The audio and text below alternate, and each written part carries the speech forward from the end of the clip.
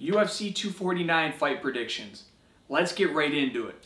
Wow, is this a stacked card? I mean, this card has been adjusted for over the last couple of weeks. It's been canceled over the last couple of months. It started off with Khabib versus Ferguson, supposed to go down in New York, and then Khabib got called out. He's in Russia. Gaethje stepped up on a couple weeks' notice to fight Ferguson. It was scheduled again for California, and man, it fell through again.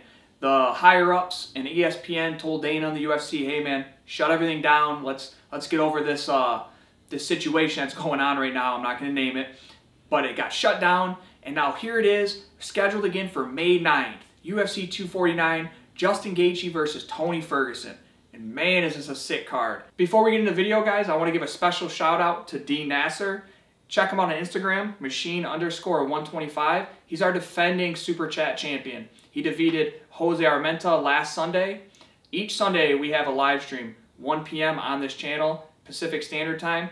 Make sure to come check it out. If you want a shot at the champion Dean and have all the bragging rights, as well as being featured in a video, having a shout out on a video in this channel, come get it. Dean's the defending champion, and he was quoted after winning the championship here as saying, Arab money. That's where Dean's at. That's how Dean's rolling. He's not messing around, and he's coming for that title, baby. Congrats, Dean. Let's start with the main event. I mean, you got Justin Gaethje, right, who's, in my opinion, it's just like overwhelming type of fighter. He's tough as nails. He doesn't think at all. He just goes, goes, goes. His ability to knock people out devastatingly like he did to Edson Barbosa. Man, I don't know if you guys have seen that fight, but caught him off the clinch, bop, dropped him, stiffened him up, finished him up, punching him. And then his knockout over guys like a James Vick. Dude, one punch, out, lights out. That's what Gaethje has. He has this nasty ability just to pounce on you, throw devastating punches. His leg kicks are nasty as well. And man, he's beaten some top guys. He's recently coming off of a TKO over Cowboy Cerrone. So that shows you he's a real threat. He's a real contender in this division. And on the other hand, you have Tony Ferguson, man, who's basically been like an underground king of this division. He's supposed to have fought Khabib 4 or 5 different times now. Stuff keeps happening. That fight hasn't went through. But Ferguson, in the meantime, he's been staying busy, man. He's been beating guys like Cowboy Cerrone. He's beaten Anthony Pettis, which was a Fight of the Year candidate. That was an exciting, great fight to watch. Again, though, Tony just stayed on him with the pressure. You know, took some damage, got dropped, got back up, but continually just broke down Pettis, man. And Pettis is another great, great champion, former champion, but great fighter. And that was super impressive. Tony's ability to absorb punishment and continue to keep going and breaking down his opponents, man, he's the best at it. He's got a funky style, man. He kicks, he punches, he elbows, he'll take you down, he'll, off of his back, he'll submit you like he did Kevin Lee. So he's dangerous all around. That's what makes this fight so exciting. And when I think about this fight, each day I can make an excuse and a reason why I think this guy would win. But right now, I'm going to stick with an upset. I think that Justin Gaethje is going to come out, is going to crack Ferguson early, and I think he's going to finish him, man. I think he's just going to catch him early on in the fight, and that's my take on this fight. That's what I'm going with. I could make a case as well that Ferguson is going to come out, weather that storm, and then break Gaethje down and end up submitting him. I could even say that as well, but I'm going to lean towards Gaethje catching him early. First round TKO, that's my prediction. Next up, we have Henry Cejudo versus Dominick Cruz. Now, I got to give you a disclaimer here because I'm biased. I train with Dominick. I have for a while. That's my boy. And I think he's going to whoop up on Cejudo, a.k.a. Triple C. Triple C's been impressive lately. He's beating the Snake, Dillashaw, TKO'd him, especially after Dillashaw just got popped right after that for steroids. So that was an impressive win. Cejudo is coming off of a win over Marlon Moraes. And I believe I pronounced that correctly. If I didn't, make sure to drop a comment below. Tell me how I butchered the names up like you guys did in the other video with Adesanya. I butchered that name up, so don't lay into me too much if I messed that name up. But Cejudo's coming off of an impressive win where he broke down Marlon, had him with knees, punches, took him down, ground and pounded him, and stopped him. Now, Cejudo, what a lot of people aren't talking about right now, is he's also coming off of a shoulder surgery, though. And that's, on paper, that's one of the hardest surgeries to come back from. Cain Velasquez even said it. You know, that's tough. A lot of people don't even come back from that. And a lot of fighters are never the same as well. So that's something that nobody's really talking about.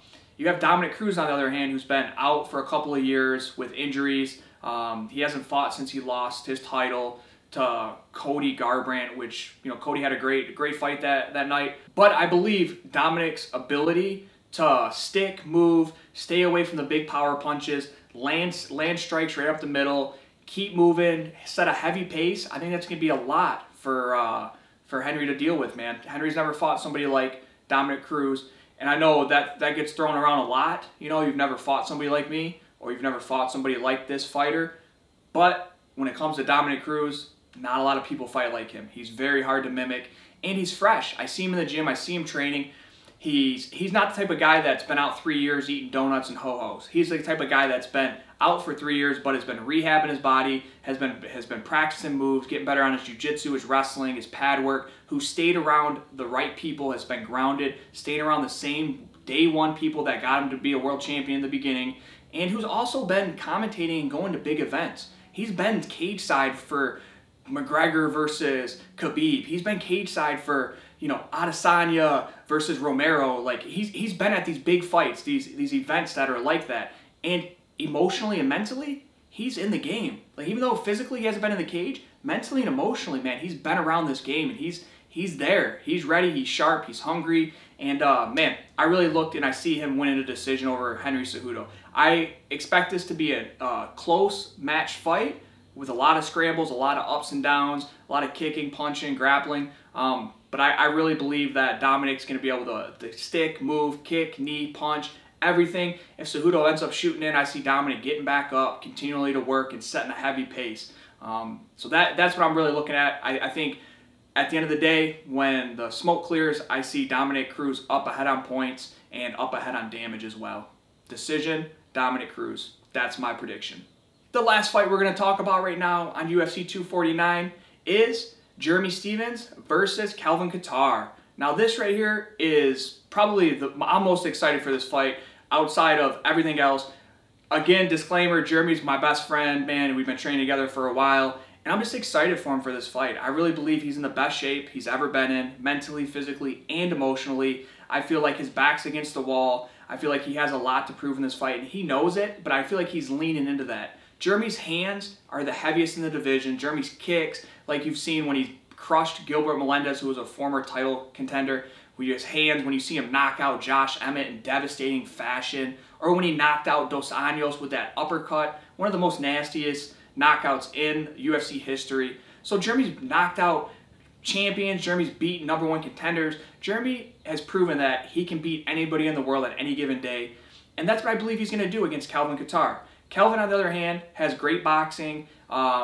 He's tough. He's got a good chin, and he's beaten some good guys like Shane Burgos as well as Ricardo Lamas. I believe that Jeremy is more well-rounded. I believe when these two collide, I believe Jeremy's going to do more of the damage, and that's how this fight's going to go. I could see Jeremy TKOing him, ref stoppaging him, or I could also see Jeremy just out-damaging him, outscoring points on this guy.